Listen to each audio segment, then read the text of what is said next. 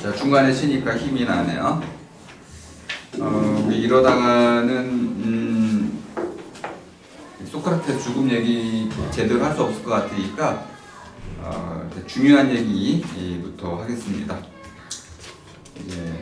앞에 한 얘기는 뭐냐면 대사면이라는 것이 그 어떤 폴리스에서도 한 번도 있었던 적이 없는 그런 전대미문의 역사적 사건이라고 말씀을 드렸죠.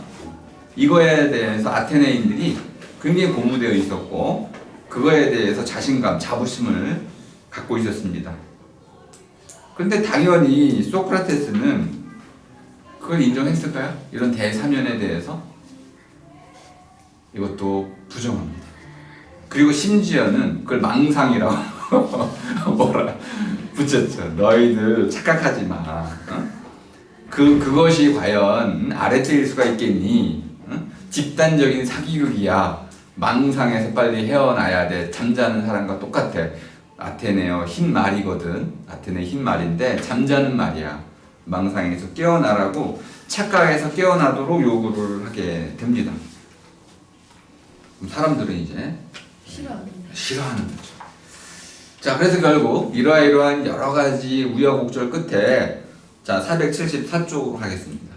이제 드디어 소크라테스 재판 나오게 되는데 아랫부분 보면 멜레토스는 마치 성경에 나오는 유다와 같아요. 그죠? 갑자기 젊은 놈이 소크라테스를 고발하는 바람에 아주 유명해졌는데 그 고발의 의미가 이제 완전 잘못되었기 때문에 또 그 비아냥 조롱도 당하는 그런 인물입니다. 그리고 오른쪽에 가보면 시인을 대표해서는 멜레토스가 그리고 이러한 상인들을 대표해 가지고는 아니토스가 부자였습니다. 아니토스. 그리고 이제 귀족들을 대표해서는 리콘이라는 사람이 고발을 했고, 자 476쪽으로 오겠습니다. 고발장. 이건 널리 알려져 있는 건데 그래도 모르시는 분들을 위해서 고발장 한번 읽어보도록 하겠습니다. 이 고발장은 피투스 출신 멜레토스의 아들 멜레토스의 선서로 알로페세 출신 소프로니쿠스의 아들 소크라테스에게 발부된 것이다. 아버지 이름을 지금 썼죠, 그죠? 소크라테스의 죄는 아테네가 믿고 있는 신들을 믿지 않은 죄, 다른 신들을 소개한 죄, 그리고 젊은이들을 타락시킨 죄, 구형된 형벌은 사형. 누가 썼다고요? 멜레토스가 썼습니다. 자, 오른쪽으로 갑니다. 고발한 때는 기원전 399년 봄, 아루기누스 법정이었고요. 재판은 5월 또는 6월에 열렸습니다. 배심원단은 501명. 홀수로 된 것은 그 무승부가 나오지 않도록 하기 위해서 홀수로 했고, 재판은 야외에서 이루어졌고 하루 종일 이어졌고, 그 고소인 3명이 차례대로 자기 그 의견을 진술하는데 3시간, 피고인인 그 소크라테스가 변론하는데 3시간, 이 시간은 물시계로 쟀습니다. 그리고 그날 이제 사형 선고가 내려졌는데 집행은 그 이제 뒤에 보면은 그 테세우스의 업적을 기리기 위해서 이제 배가 이제 델로스 섬으로 떠났다가 돌아오는 시기에 맞춰서 그 동안은 어떠한 사형 집행도 없습니다. 그래서 한 30일 뒤에 사형이 집행되게 됩니다. 아주 간략한 내용이었고요. 그럼 배심원단들은 주로 어떤 사람들로 이루어져 있었을까요? 똑똑한 사람들이었을까요? 아니면 농부, 상인 이런. 다수는 이런 농부나 상인들로 이루어져 있었습니다. 자, 478쪽으로 한번 보시죠. 두 번째 단락. 자, 메논이라는 책을 지금 소개하고 있습니다. 메논이라는 것은 사람 이름이죠. 자, 그 아니토스가 이제 대화를 이제 소크라테스와 하게 되는데요. 아니토스는 소크라테스를 고발한 사람 중에 한 명입니다. 그런데 아니토스가 이제 기원전 399년 그 소크라테스 재판이 있기 한 두어 달 전에 이런 대화를 한 것으로 언급이 되어 있죠. 이게 실제인지 아닌지 잘 모릅니다. 플라톤이 아마 이렇게 플롯을 짰을 수도 있습니다. 자, 아니토스가 뭐라고 불만을 토로했냐면은 밑에서 네 번째 줄, 소크라테스 선생님, 당신은 사람들이 잘못됐다는 이야기를 너무 쉽게 하시는 것 같습니다. 제 충고를 좀 들어보세요. 조심하세요. 그러다 당신 고소당할 수도 있어요. 이렇게 협박을 했던 거죠. 그것이 실제로 이제 실천이 됐던 겁니다. 자, 479쪽으로 가면요, 세 번째 단락에 파르메이데스라는 작품이 나옵니다. 이 플라톤 이제 말년에 쓰인 것인데, 그 초기에 쓰인 가장 먼저 쓰였던 것은 소크라테스의 죽음과 관련된 이제 향연 이런 거였는데, 변명, 소크라테스의 변명, 변론이라고 제목을 바꾸겠습니다. 이거였는데, 말년에 쓰인 파르메이데스 작품은 그 초기에 쓰였던 주장들을 많이 이렇게 좀 뒤집어 엎어놨어요. 그래서 파르메이데스는 상당히 읽기가 어려운 작품인데, 자, 480쪽으로 한번 가겠습니다.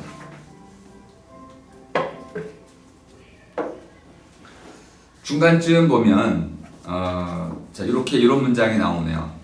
가치 있는 인생, 제가 값진 삶이라고 다시 번역을 했습니다. 값진 삶을 만드는 조건들을 성찰한다는 것의 중요성. 값진 삶이라는 것은 흐름이 있다고 말씀을 드렸습니다. 값지다라는 말 때문에 흐름이 있어요. 태어나서 죽음에 흐름이 있고, 소크라테스에게는 죽음 다음의 삶도 있습니다. 그러면 태어남 이전의 삶도 있었겠네요. 태어나기 이전부터 태어남을 기점으로 해서 죽음, 그리고 죽음 다음, 이렇게 크게 보자면 세 토막으로 이루어져 있습니다. 태어나기 이전, 전생이 있고, 지금 내가 살아가고 있는 이승의 삶이 있고, 다음에 다음 생이 있습니다. 세 가지의 삶이 윤회한다고 봤어요. 요거는 이제 피타고라스 학파의 영향이라고도 할 수 있는데, 좀 더 정확히 얘기하면 리베카가 여기서 언급은 안 해주고 있지만은 오르페우스의 삶을 얘기하는 겁니다.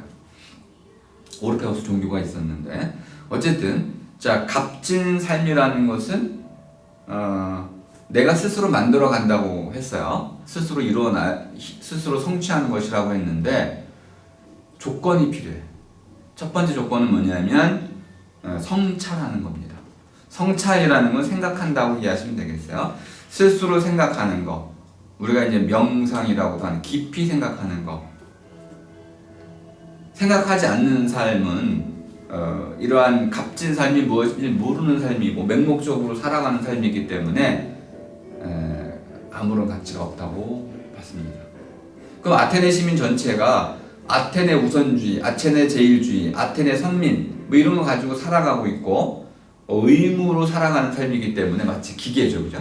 이런 삶은 소크라테스의 눈에는 아무런 가치가 없는 돼지와 같은 삶을 살고 있는 거예요. 그래서 얼마나 모욕적으로 지금 표현하고 있는지를 알 수 있습니다. 하지만 소크라테스는 이렇게 얘기하고 있어요. 너희들을 모욕하는 것이 아니다. 나는 진실을 말하고 있는 것이고, 내 말을 잘 듣고 나면 화낼 필요가 없다는 거야. 그죠? 더 화날 것 같은데. 아, 그렇죠. 더 어쨌든 그 다음 두 줄 내려가면 이제 묘한 말을 하고 있습니다. 철학을 한다는 것. 이게 이제 우리 희진 씨가 독일어 좀 하시니까 필로소피렌이라고. 필로소피렌. 이게 영어로 좀 안 돼. 동사가 없어서. 필로소피라는 게 그럼 뭐 doing philosophy 이렇게 얘기해야 되나? 뭐 이렇게 연결이 되면 안 돼. 왜냐하면 do가 되면은 사람의 행위가 돼 버리잖아요. 하지만 필로소피렌 하면은 행위, 생각 또는 조건들이 그냥 합쳐져 버린 거야.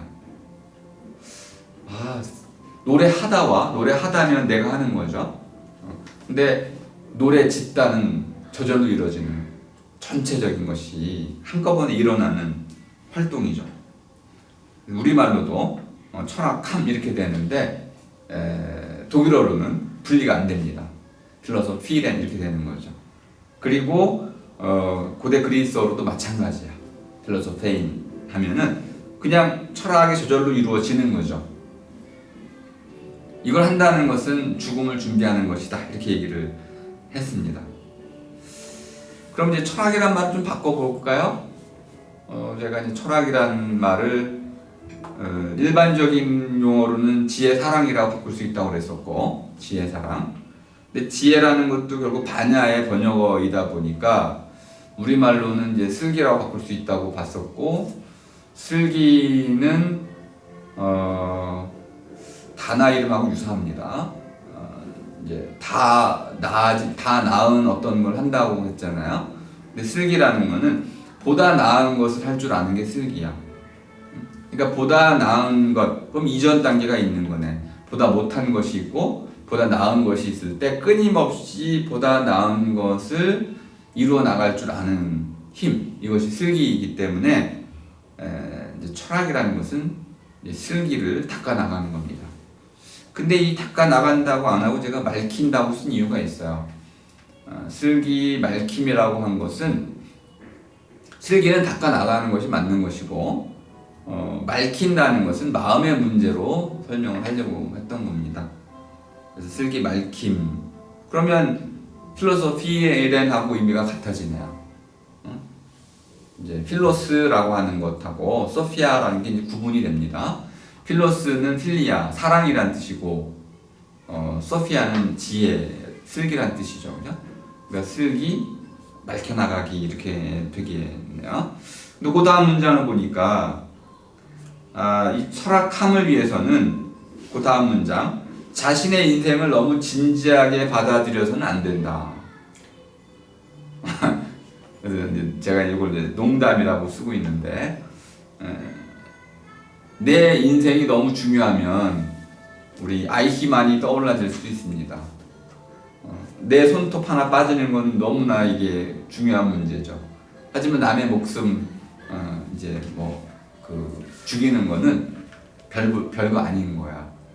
근데 내 인생은 나에게 너무나 소중하고 남의 인생들은 별 볼 일 없게 만들어 버리죠. 이게 뭐예요? 자기중심적인 삶이죠. 플라톤이나 소크라테스가 하고자 했던 말은 올바름이었기 때문에 나에게 올바른 것과 다른 사람에게 올바른 것은 늘 같아야 돼. 그러니까 내 손톱 빠지는 게 아프면 이게 충수의 원리죠. 공자님 말씀하시는 내 손톱이 빠지는 게 아프면 남의 손톱 빠지는 것도 아픈 거죠. 이거를 다르게 보면 안 된다는 거예요. 그러니까 똑같이 취급을 해야 되는데 우리는 그렇게 안 돼. 내 손톱 빠지는 건 너무너무 소중한 것이고 남의 손톱 빠지는 것은 별거 아닌 거예요. 이렇게 자기 인생을 너무 진지하게 받아들이지 말고 똑같이 여기라는 것이죠. 이게 가능하려면은 조크가 돼야 돼, 조크. 근데 이게 조크란 말은 별로 맛이 없어요. 그냥 이야기한 스피크의 의미, 말하다. 근데 농담이라는 것은 그렇지 않아요. 농담이라는 것은 아주 품격이 있는 말입니다. 담이라는 것은 이게 그 15세기 우리말로 번역된 거 보니까 슴겁다라고 슴겁다. 싱거운 거야, 싱거운 거. 싱거운 말. 그러니까 농담 우리말로 표현하면 싱거운 말. 싱겁다의 반대는 짜다인가요? 우리 담백하다하고 되면 담백한 맛, 싱거운 맛, 담담하다. 일단 좀 이따 설명드리고 다시 농담부터 설명을 한다면 담이라는 거는 화롯불에 둘러앉아서 도란도란 나누는 이야기야. 여기 중요한 건 도란 모닥불이 있어요. 그러면은 사람들이 이렇게 모이게 되죠. 둘러앉아가지고 불을 쬐면서 마음이 좀 이렇게 풀어져 있습니다. 그리고 상대방을 받아들일 여유가 있어요. 모닥불이 그런 매력이 있죠. 근데 모닥불은 언제 피우냐면 하루 일과가 끝났을 때 잠자리에 들기 전에 피우죠. 그리고 이제 모든 일과가 끝났고 그날 있었던 이야기들을 서로 이제 주고받습니다. 근데 도란도란이라는 건 뭐냐면 따지고 뭐 언쟁하고 그런 태도가 아니야. 돌아가면서 두루두루 서로 자기의 모든 말들을 기탄 없이 솔직하게 펼쳐내는 그런 이야기인 거죠. 그리고 나서 이 이야기를 들으면 너 힘들었구나, 그랬구나, 그랬구나 라는 상대에 대한 철저한 인정이 시작이 됩니다. 맞아, 그런 사람은 나쁜 놈이야, 어쩌겠어, 네가 참아야지 등등. 이 인생을 그 무겁고 지치고 이런 힘든 것들을 툭툭 털어내면서 삶을 가볍게 만들어, 다시 말하면 삶을 싱겁게 만들어줄. 아니 뭐 별거 있어, 인생 하루 또 살아가는 거지. 이렇게 삶의 어떤 이러한 그 고단함 이런 것들을 아주 싱겁게 또는 가볍게 만들어주는 말들, 이것이 바로 농담이다. 농이라는 것은 가지고 논다는 뜻입니다. 구술을 가지고 노는 거. 그러니까 우리의 삶이라는 것을 일로서만 보다가 모닥불 주변에 와가지고 갑자기 이제 놀이로서, 삶을 놀이로 바꾸면서 우리의 삶을 가볍게 만들어내는 그 이야기, 이것이 바로 농담이다. 그럼 우리 삶이라는 것이 사실 우리 자신을 늘 지치게 만들잖아요. 그래서 이제 회복시켜주고, 그러니까 싱겁다에는 싱싱함도 들어가 있는 거. 날배추 싱싱하잖아요. 소금 넣으면 절여지는 거죠. 그래서 인생은 절인 배추처럼 살지 말고 날배추처럼 사는 거죠. 싱겁게. 이게 바로 농담이야. 별거 있어 뭐 인생? 농담을 좀 할 수 있는 사람. 우연히 이제 소크라테스 이 대목을 읽으면서 제가 좀 계속 이제 농담의 의미를 지금 가지고 생각을 하고 있거든요. 딱 맞아 떨어져서 지금 소크라테스야말로 정말 농담할 줄 아는 놈이었구나, 이런 생각도 좀 들고, 우리 모기가 잘 무는 데가 그 발목 주변이라고 그러더라고. 거기 아마 혈관이 많이 노출돼 있어서 그런가 봐. 문지르지 않으면 금방 나요. 긁지 않으면 돼, 물려도. 어쨌든 자, 이제 소크라테스 죽음에 대해서 이야기를 하려고 합니다. 소크라테스가 했던 건 딱 두 가지예요. 첫 번째, 근본적인 건 아랫대가 무엇인지를 물었고, 두 번째는 아랫대 가운데 최고의 아랫대는 올바름이야. 그러니까 올바른 삶을 살아가는 것, 이것이 값진 삶이라고 봤던 것이죠. 그럼 이렇게 얘기하는 거죠. 올바른 일을 하고 올바르지 않은 일을 하지 마라. 그러면 아테네 시민들에게 그렇게 얘기하는 거죠. 부당한 법은 따르지 말고, 그죠? 거짓말하지 말고, 착각하지 말고, 이렇게 끊임없이 깨어있는 정신을 가지고 올바른 게 무엇인지 깨닫고 그 올바른 일을 하라고, 그것이 바로 아랫대라고 가르쳐 온 것이죠. 자, 그런데 이제 그 소크라테스 죽음을 배경으로 한 첫 번째 그 대화편은 소크라테스의 변론이라는 책인데, 자 481쪽에 보시죠. 소크라테스의 죽음을 배경으로 한 최초의 대화편은 테아이테토스, 사람 이름입니다. 수학자인데 아주 청년, 미소년이었다고 그래요. 소크라테스가 한눈에 반했던 청년이었죠. 테아이테토스가 밑에 그 각주도 있죠, 그죠? 엘레멘트라는 원론이라고 되어 있지만 원소라는 말입니다. 엘레멘트. 더 이상 나눌 수 없는 마지막 어떤 조각, 이것이 아톰, 이것이 바로 엘레멘트죠. 이것으로 이 세계가 구성된다고 봤어요. 그러면 왜 이것이 수학에 쓰였냐면 수라는 것이 이 세계를 만들었다고 보는 입장입니다. 수에 이 세계가 만들어져 있고, 이 수의 기본적인 가장 밑바탕에 깔린 수의 진리만 밝혀내면 이 세계를 밝혀낼 수 있다고 본 입장에서 엘레멘트라고 쓴 거죠.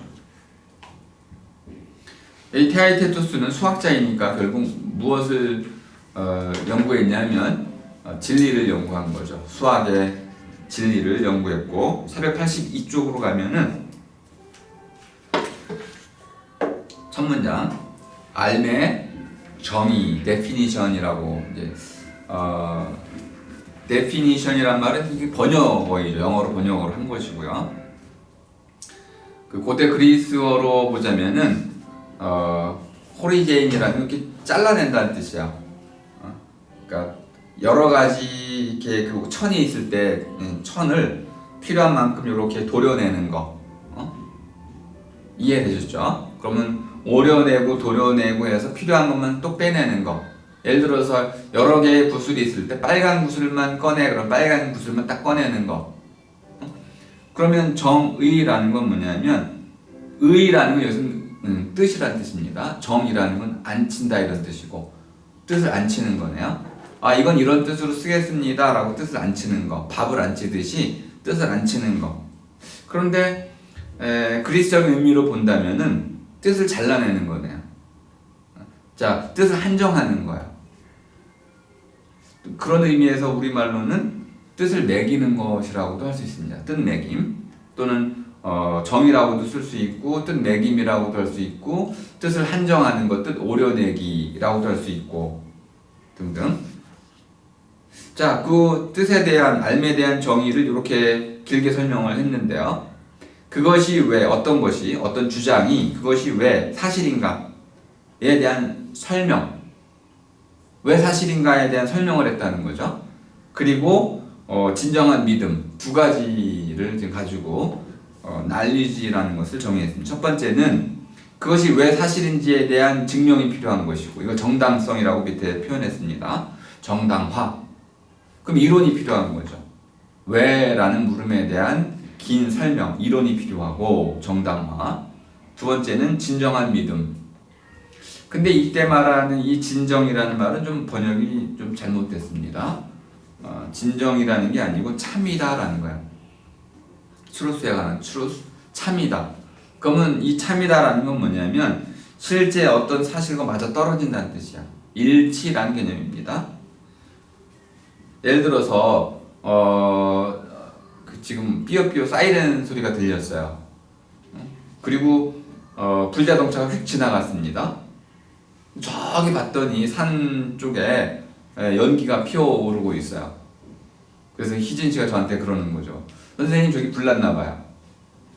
그러면 그 희진 씨가 알고 있는 게 제대로 알고 있는 걸까요? 이랬을 때, 이 물을 이렇게 물었을 때 이렇게 소크라테스가 답변한 거야. 아, 불이 났다는 것은 연기가 난다는 거죠. 불이 났다는 것은 소방차 간다는 거죠. 이 두 가지를 가지고 불이 난 것이 정당화가 됐습니다. 그리고 나서 실제로 가보니까 불이 났어. 사실이야. 정당화가 됐고 맥락에 의해서 정당화가 됐고 연기가 피어오르는 모습을 내가 봤고 소방차가 지나갔고 정당화가 됐죠. 그죠? 안 믿을 이유가 없다는 뜻이에요. 그리고 실제로 불이 났어. 그래서 불이 난 게 맞아요. 그런데 게티어라는 사람이 아주 간단히 반론을 했습니다. 근데 실제로는 소방 훈련을 한 거였더라고요. 연막탄을 피운 거고요. 그냥 진짜 불이 난 거는 아니었어요. 그럼 속았네요. 얼마든지 속을 가능성이 있는 거죠, 그죠? 그래서 이 게티어스 프라블럼이 해가지고 이 플라톤의 이런 이제 알매에 대한 정의가 상당히 손상을 입었어요. 근데 진정한 어려움은 이러한 정의가 우리의 알을 제대로 설명하지 못한다는 겁니다. 예를 들어서 어린아이도 뭔가를 알아요. 엄마 아빠를 구분하고 이게 우리 엄마 우리 아빠 알잖아요. 그죠? 엄마 뜨거워 이렇게 알잖아요. 근데 걔는 정당화는 못해. 뜨겁다는 말도 간신히 배워 쓰고 있는 것이고 이게 왜 뜨거운지 온도가 높아가지고 뭐 이런 온도의 관계를 알지 못해. 정당화가 안 돼. 그럼에도 불구하고 뜨겁다는 그 아이의 말은 맞아. 그러면 플라톤의 이 정의는 알매에 대한 제대로 된 정의가 될 수가 없을 뿐만 아니라 어린아이는 모르는 아이가 되고 모든 사람 모르는 사람이 되고 아는 사람이 거의 없어. 그래서 우리가 안다는 말에 대해서 이제 너무 이제 좁게 쓰고 있는 거다. 저 같은 경우는 반대로 넓게 써야 된다고 보는 입장이어가지고 그냥 주어진 물음에 대한 올바른 대답 이걸 그냥 알무로 바꿔버렸습니다. 그러면 아이한테도 야 이게 뜨거운지 아닌지 한번 만져봐. 아이가 만져보고 엄마 뜨거워. 넌 아는 애네. 물어가지고 알면 구분해내면 그건 그 아이는 알고 있는 거죠. 이게 흰색이야, 검은색이야, 검정색. 맞아. 그럼 어린 아이도 아는 것이고, 어른도 아는 것이고. 다만 올바름에는 단계가 있습니다. 형용사다 보니까 조금 아는 아이도 있고, 많은 아이도 있고, 제대로 아는 아이도 있고, 제대로 모르는, 잘못 알고 있는 경우도 있고. 어쨌든 자, 이렇게 알매 문제를 다루고 있고, 483쪽으로 가면은 이제 에오티프론이라는 책이 나옵니다. 또 사람 이름이야. 에오티프론은 그 신부입니다. 그러니까 성직자예요. 성직자니까 결국 에오티프론이라는 책의 주제는 뭐겠어요? 종교와 윤리에 관한 겁니다. 어떻게 우리가 도덕적인 행위를 정당화할 수 있느냐. 신의 명령이라고 한마디 이제 쳐봅시다. 살인하지 말라. 그러면 이 신의 명령이기 때문에 우리가 지켜야 되는 걸까요? 이 문제를 다루고 있어요. 굉장히 어려운 주제죠. 우리가 왜 거짓말하면 안 될까요? 신이 거짓말하지 말라고 했기 때문에. 그럼 이 정당화가 제대로 된 걸까요? 이런 문제를 다루고 있습니다. 왜 우리가 거짓말하지 말아야 될까요? 신이 명령을 했기 때문에 그런가요? 아니면 거짓말하는 것이 그 자체로 잘못된 것이기 때문에 신이 그렇게 명령했을까요? 신이 정말 올바름을 안다면은 그 올바른 것을 명령하지 않았을까요? 그럼 우리 스스로 올바른 게 무엇인지를 알아낼 수만 있다면은 굳이 신이 알려주지 않아도 우리 스스로 올바른 게 뭔지를 알 수 있고, 그래서 우리 스스로 도덕적 행동을 할 수 있는 거 아닐까요? 칸트죠, 그죠? 이런 방식으로 에오티프론에서 논의를 좀 진행을 했고요. 플라톤은 사람은 스스로 올바른 것이 무엇인지를 알 수 있는 능력을 갖추고 있다고 봤습니다. 그러니까 에오티프론하고 이제 대립각을 세우겠네요. 요걸 이제 에오티프론 논쟁이라고 부르고요. 도덕적 가치라는 것은 어디서 오는가에 관한 논의입니다. 넘어가고. 다음에 488쪽으로 오면은 노모이라고 법률이라는 책이 나옵니다. 마지막 단락에 있죠. 노모이. 법률에서는 특이하게도 법이라는 것이 없으면 이 사회는 안정을 취할 수 없겠죠. 근데 이 법이라는 것은 이제 우리가 흔히 말하는 최소한의 도덕이라고 말을 하잖아요. 그러니까 도덕과 무관한 것이 아니에요. 도덕이라는 것이 우리가 스스로 올바른 것을 정립하는 거라고 한다면은 법률은 그 올바른 것 가운데도 반드시 지켜야 할 올바른 것만을 뽑아가지고 강제적인 조항을 두어서, 처벌 조항을 둬서 모든 사람이 지키도록 만든 거죠. 그러니까 법이라는 것은 도덕의 완성이라고 말할 수 있습니다. 그러니까 똑같은 문제가 생기네요. 그럼 이 도덕은 어디에 근거하는 걸까요? 종교에 근거하는 걸까요? 신에 근거하는 건가요? 아니면 인간의 이성에 근거하는 걸까요? 플라톤이 여기서 두 가지 모두를 인정하게 됩니다. 첫 번째는 인간의 이성에 근거해서 법을 만들 수 있다. 하지만 대다수의 사람들은 이 이성을 제대로 작동시킬 수가 없기 때문에 그들에게는 신의 명령을 지키도록 하는 것이 좀 낫겠다.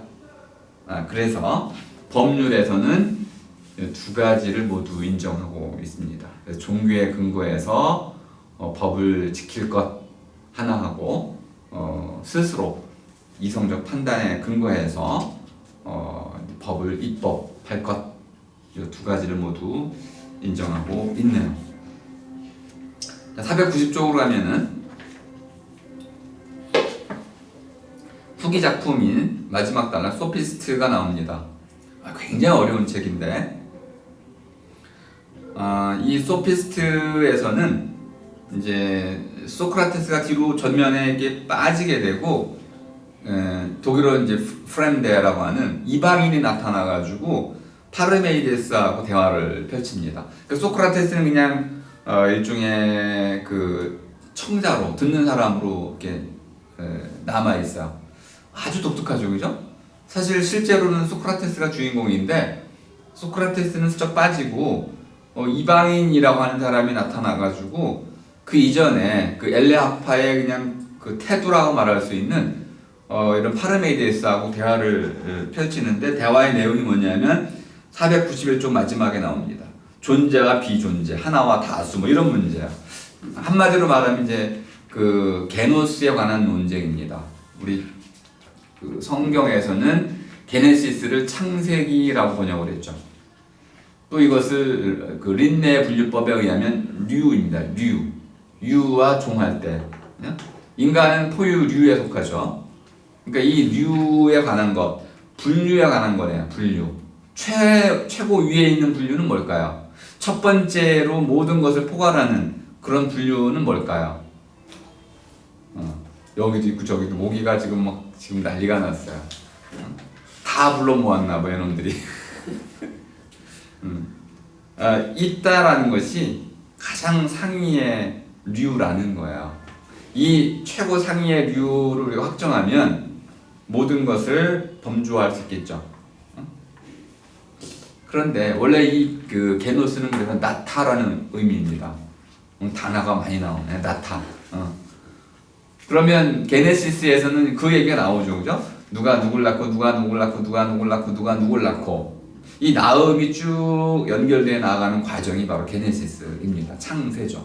그러니까 모든 것을 낳은 자는 신이고요. 신이 우주를 낳고 우주가 밤낮을 낳고 밤낮에서 사람이 뭐 쭉 모든 것이 나아지죠. 요것도 똑같은 방식으로 소피스트에서 플라톤이 태초에는 모든 뭐가 있습니까? 우시아라고 하는 있음만이 있고 그러면 없으면 없어. 말이 좀 이상하네. 없으면 없고 오직 있음만이 있어. 요 있음에서부터 이제 모든 것이 나아졌다고 보는데 그럼 어떻게 있음만 있어야지 어떻게 그러면 다름은 어떻게 나와질까요? 다름. 이게 문제가 돼서 다시 없음이 끼어들게 됩니다. 없으면 어떻게 되죠? 어떤 거는 어떤 거 갖고 있고 예를 들어서 흰색은 흰색 하면 안 되겠네. 흰 백목은 흰색을 갖고 있고 나머지 색깔은 없는 거죠. 반대로 파란 백목은 파란색은 갖고 있고 나머지 색깔은 없는 거죠. 이렇게 있다 없다를 끌어들이는 순간 차이가 생겨나. 서로 다름이 생겨나고 이 다름 때문에 변화가 일어나. 파란과 빨강이 섞이면 어떻게 될까요? 뭐 등등 이렇게 해가지고 다름이 들어올 수 있는 중요한 여지가 뭐냐면 없음이 인정되는 거예요. 그런데 초기에는 플라톤 이데아론에는 이런 없음이라는 것은 변화를 이제 허용하기 때문에 부정했다가 말년에 이 소피스트라는 작품에서 없음을 인정하는 하나의 이제 방향 전환이 거대한 플라톤 사상의 전환이 일어나는 작품입니다. 상당히 흥미롭고 그러면서 좀 어려운 주제이고요. 492쪽으로 오면 이제 정치가라는 책이 나오고 이 정치가에서는 이런 얘기가 나오죠. 정치가가 되기 위해서는 어떤 지식을 갖고 있어야 될까요? 이런 주제가 다뤄지고 있고요. 자 이제 오늘의 주제인 그 죽음으로 가겠습니다. 자 494쪽에 오니까 세 개의 작품이 소개가 되고 있는데 소크라테스의 변론, 변명 대신에 변론이라고 하겠습니다. 변명이 아니라 변론이고 그다음에 크리톤, 소크라테스의 친구인 크리톤 탈출 계획을 들고 왔다가 이제 갑자기 탈출 얘기는 쑥 들어가고 영혼 불멸에 관한 얘기를 하게 되죠. 그다음에 파이돈 젊은 친구인데 어쨌든 그 소크라테스가 독배를 마시고 죽기 전에 하고 재판을 받는 과정 이 두 가지를 주로 얘기하고 있는 부분입니다. 자 496쪽으로 먼저 가겠습니다. 파이돈이라는 책부터 얘기가 되고 있네요. 가장 간단한 질문은 이겁니다. 사람이 죽으면 어떤 일이 벌어질까?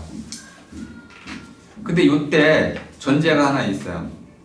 우리 푸시케라고 말하는 영혼이라는 것이 전제가 되어 있습니다. 푸시케라는 것은 원래는 살아있게 만드는 힘이란 뜻이야. 그러니까 활력, 생명력 이런 의미입니다. 영혼이란 뜻이 아니야. 푸시케는 영혼이란 뜻이 아닙니다. 우리말 영혼이라는 것은 혼의 한 종류네요. 영이라는 것이 있고 혼이 있는데 영, 혼, 백, 신 이렇게 우리가 보통 유학에서 이걸 구분하고 있죠. 신이라는 건 몸을 얘기하는 겁니다. 이 몸이라는 것이 우리 걸을 때 근육이 지 마음대로 이렇게 조절을 해가지고 걸을 수 있죠, 그죠? 제대로 근이라고 하는 저절로 움직이는 근육이 있습니다. 이런 것이 백이야. 우리 몸이 소화를 시키고 뭔가 졸리면 잠을 자게 되고 자동적으로 움직여지는 몸의 이런 기능, 이런 것을 백이라고 그래. 혼이라는 것은 어떤 것을 엮어내는 거야. 그러니까 여기는 힘. 커피는 이건 커피다라고 여기거나 엮는다는 뜻, 결합한다는 뜻입니다. 엮다. 새끼 꼬듯이 엮는 거. 엮였다 할 때 어떤 사건에 엮였다 할 때 엮는 거. 이어지는 거죠, 그죠? 그러면 혼의 기본 기능이 뭐냐면 내 몸에 지금 느껴지는 것들과 내 생각을 엮는 거, 또는 이것이 무엇인지를 알아내는 거, 엮는 거, 또 좋은지 나쁜지 이런 것들을 이 전부 다 엮는 거죠. 또는 여긴다와 삼는다도 됩니다. 그 혼이라는 기본적으로 내 안에서 일어나는 모든 것들에 대해서 그것이 무엇인지를 알아내는 과정이 전부 혼이야. 그러니까 혼이 없으면 알아낼 수가 없는 거죠. 혼이 나갔다 그러면은 이것이 뭔지 알 수가 없는 거죠. 또 이제 우리가 얼 빠졌다 얼도 있는데, 아무튼 얼이라는 것은 이렇게 엮어 나가는 것들이 체계화됐을 때를 얼이라고 그래요. 이거 체계화하는 거죠. 그러니까 혼이라는 것은 엮는 과정이고, 얼이라는 것은 이 엮어진 것들이 나름대로 모순에 빠지지 않고 체계화되는 거, 뼈대를 갖추는 거, 이것이 얼이죠. 넋이라는 것은 왔다 갔다 하는 거야. 넋은 나갔다가 들어왔다 할 수 있는 것인데, 이것이 바로 영에 해당되는 겁니다. 영이라는 것은 비어있다는 뜻이야. 영이라는 구멍이 뻥뻥 뚫려있는 창문을 나타내는 것인데, 우리 몸에 이런 창문이 있다는 거야. 그래가지고 우주로 나갔다가 들어왔다가 들락날락 할 수 있는 어떤 그 실체가 있다는 거야. 이걸 넋이라고 할 수 있습니다. 그냥 넋이 나갔다 그러면은 내 몸이라는 모든 그대로 있는데 아무것도 할 수가 없어. 넋이 돌아와야만 비로소 이제 갑자기 정신 차리는 거죠. 이걸 이제 움직일 수가 있는 거죠. 이게 영혼 개념이고, 여기서 말하는 푸시케는 뭐냐면 그런 단계를 갖고 있지만은, 푸시케는 어떤 걸 움직이는 힘이야. 살아있게 만드는 힘. 그러니까 생명력에 가까운 개념입니다.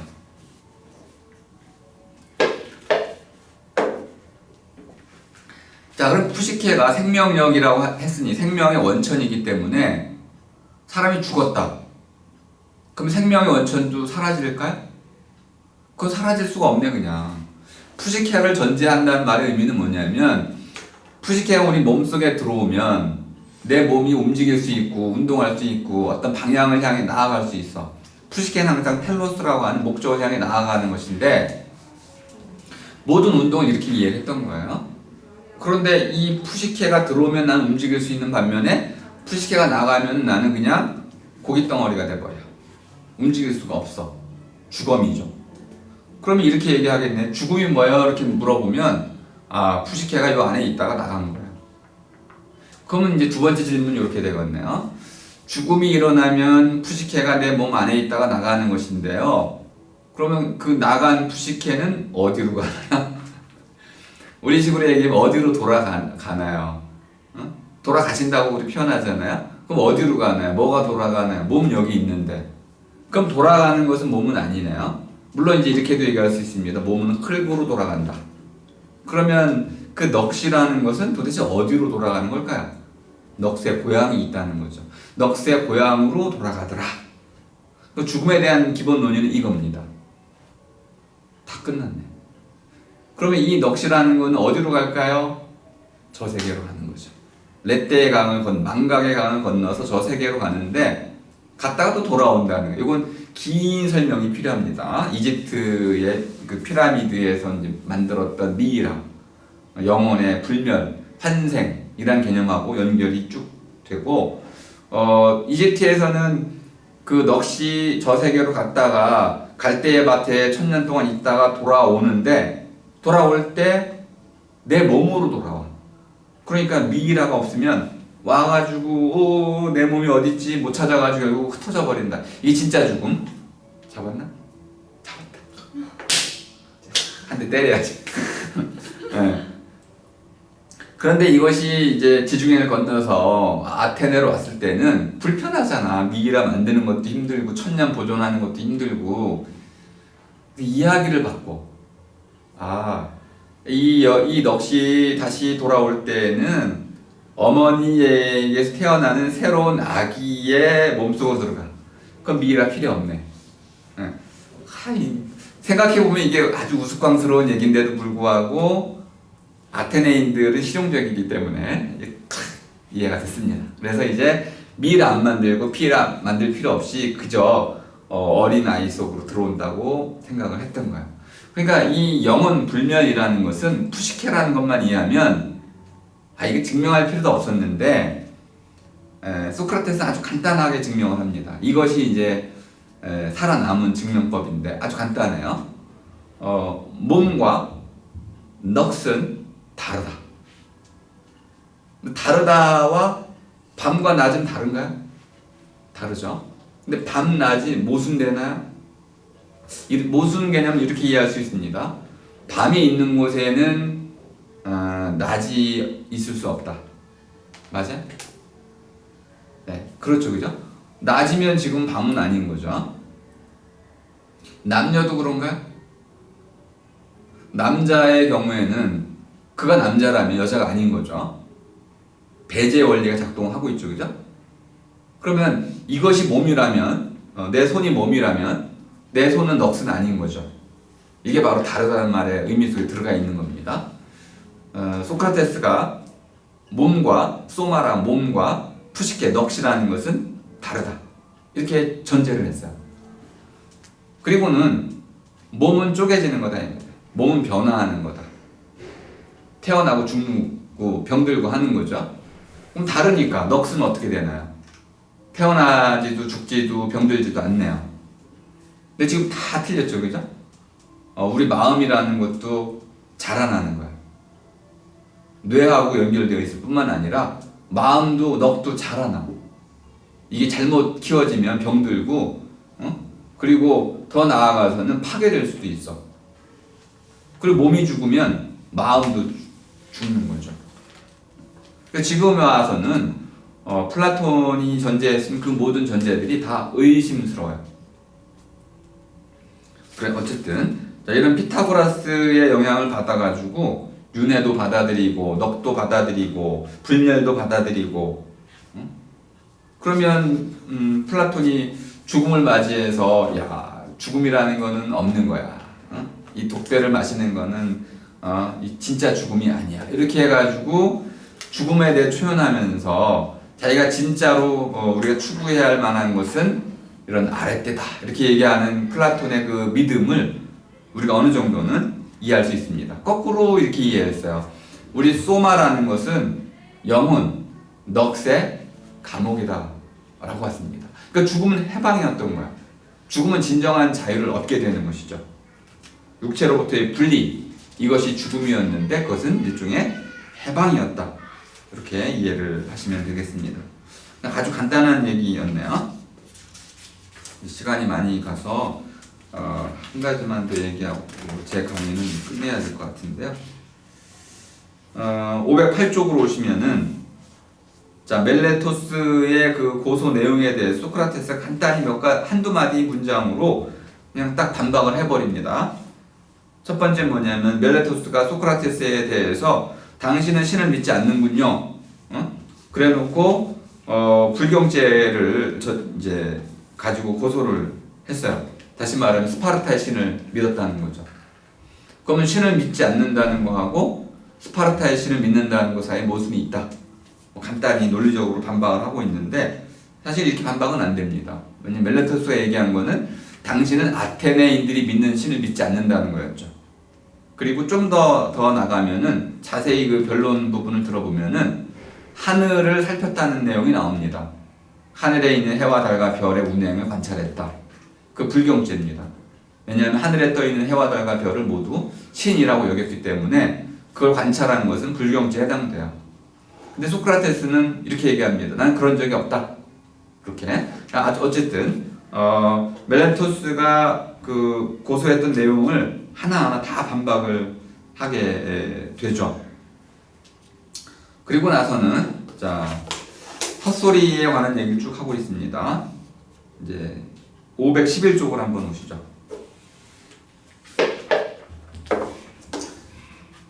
자, 그 인용 부분 두 번째 줄. 헛소리꾼은 아예 진실에 관심이 없다. 굉장히 중요한 문장이야. 멜레토스가 됐든 아나토스가 됐든 리콘이 됐든 누구냐면 소크라테스를 고발한 사람과 소크라테스가 더 이제 자기에게 더 위험하다고 말하는 사람들은 그들의 뒤에서 그들이 고발장을 내도록 만든 대중, 아테네 시민들을 얘기하고 있는 거죠. 그들은 진실에는 귀 기울이지 않는다는 거예요. 바로 그것 때문에 그 시민들이 진실에 귀 기울이지 않는다는 그 이유 때문에 자기가 분명히 사형을 언도받을 거라고 얘기하고 있어요. 르베카 그 얘기는 안 해주고 있는데 이 다 헛소리라는, 니네가 지금 나를 고소하고 있는데 그 헛소리야. 너희들은 지금 니네들이 뭘 고소하고 있는지도 모르고 있는 거야. 내가 불경죄라고 나만큼 평생 신의 목소리에 귀 기울인 사람이 어디 있다고 그래? 니넨 진실에 귀 기울이려고 하지 않아. 그건 다 핑계야. 헛소리야. 헛소리는 한마디로 말하면은 자신이 하고자 하는 어떤 말을 가지고 자기가 하는 말에 관심이 없어. 알지도 못해. 관심도 없고 알지도 없는데 딴 목적 때문에 그 말을 하고 있는 거야. 소크라테스를 죽이기 위해서 그 말을 하고 있는 거지 자기가 하고 있는 말 그 자체에 관심이 있는 건 아니야. 그래도 알고 있지도 못해. 그저 말만 하고 있는 거지. 떠들어대는 거죠. 그게 바로 헛소리야. 뭔가를 그럴듯하게 말하고 있지만은 그 사람은 자기가 하는 말을 모르고 있어. 그리고 그 말이 갖고 있는 진실에도 귀를 기울이지 않고 있는 거야. 그냥 갖다 붙인 얘기죠. 그냥 핑계야 그냥. 이게 바로 소크라테스가 말한 헛소리입니다. 제가 농담이라고 지금 표현하려고 하는 거죠. 하여튼 중요한 거는 소크라테스는 분명히 아테네 시민들을 상대로 해가지고 너희들이 하는 그 모든 것은 헛소리다 라는 걸 공개적으로 비난하고 있다는 겁니다. 그 변론을 잘 읽어보면요, 변론 중간중간에 아테네 시민들이 막 야유하고 소리를 지르고 소크라테스가 변론하지 못해서 막아요. 그러니까 아테네 시민들이 지금 모욕을 느끼고 있는 거죠. 그때마다 소크라테스가 뭐라고 말하냐면 제발 내 말을 끊지 마세요. 그리고 내 말을 끝까지 들어주세요. 여러분에게 유익합니다. 그럼 시민들이 뭐라고 야유를 막 퍼붓는 거죠. 굴하지 않고 끝까지 변론을 마치게 됩니다. 3시간 동안요? 네, 그렇죠. 그리고 이제 그 어떤 처벌이 자기한테 중요한지 합당한지를 얘기하는 519쪽으로 한번 와보시죠. 이렇게 얘기해서 아테네 시민들의 화를 돋우게 되죠. 519쪽 두 번째 단락에 첫 문장. 저 같은 사람에게는 어떤 처벌이 어울리겠습니까? 처벌이라고 분명히 말을 하고 있죠. 그러면 어떤 벌을 줘야 되잖아요. 그런데 그 다음 문장으로 쭉 보면 한 네 번째 줄 내려가면 여가가 필요한 가난한 은인이라고 말하고 있어요. 소크라테스 자신을 아테네 시민들에게 나는 당신들의 은인입니다. 당신들에게 덕을 베푼 사람이고 당신들에게 큰 혜택을 줬어요. 나는 당신들의 은인입니다. 이런 사람에게 어떤 처벌을 해야 될까요? 은혜를 갚으세요. 이렇게 얘기하고 있는 거야. 처벌이란 말을 써놓고는 은혜를 갚으라고 요구하고 있습니다. 그 은혜를 갚으라는 게 뭐예요? 그 당시에 은혜를 갚는 법은 뭐냐면 음식을 대접하는 겁니다. 우리 오디세에 보면 잘 아시죠, 그죠? 은인에겐 반드시 손을 씻기고 발을 씻기고 좋은 옷을 해입히고 그다음에 좋은 음식을 하고 포도주를 먹이고 돌아갈 때 선물을 주죠. 이렇게 하는 거예요. 그게 그리스의 관습입니다. 그렇게 하라고 요구하고 있어요. 그래가지고 더 아테네 시민들을 자극을 하게 됩니다. 그리고 당시의 재판에서는 많은 사람들이 이렇게 좀 허름한 옷을 입고 나오고 가족들을 동반시켜가지고 울음을 울면서 그 배심원들에게 선처를 호소하는 게 일반적 관행이었어요. 그런데 소크라테스는 선처를 호소하기는커녕 아주 당당하게 아테네 시민들 향해서 야단치고 꾸짖고 무엇이 올바른 것인지를 설교를 했습니다. 그리고는 자기가 잘났다고 내가 너희들의 은인이니까 나한테 음식으로 갚으라고 오히려 요구를 했던 것이죠. 아테네 시민들을 더 분노하게 만들었습니다.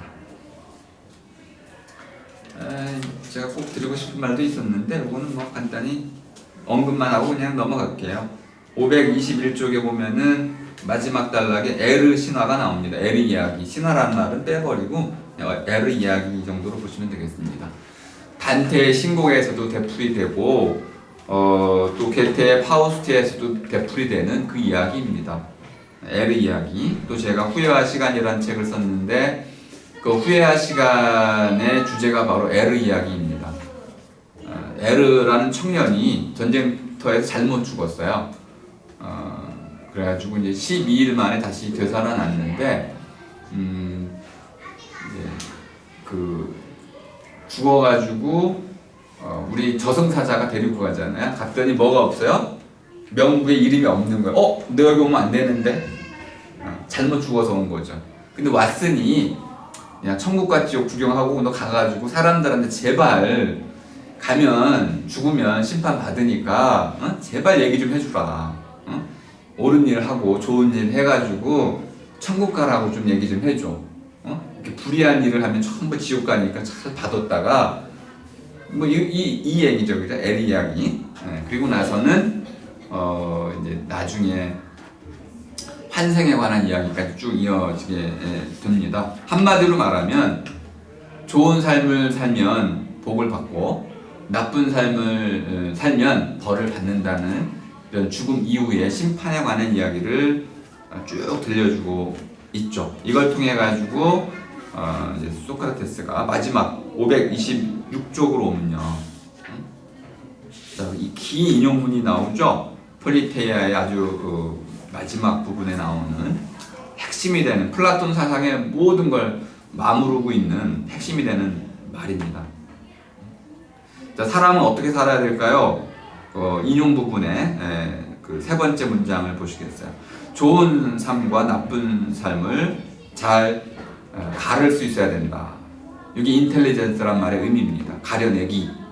좋은 것과 나쁜 거 가려낼 줄 알아야 되고, 그리고 나서 어떠한 상황에서도, 이 중요합니다. 어떠한 상황에서도 가장 좋은 삶을, 가장 좋은 삶의 길을 선택해 나갈 줄 아는 결단입니다.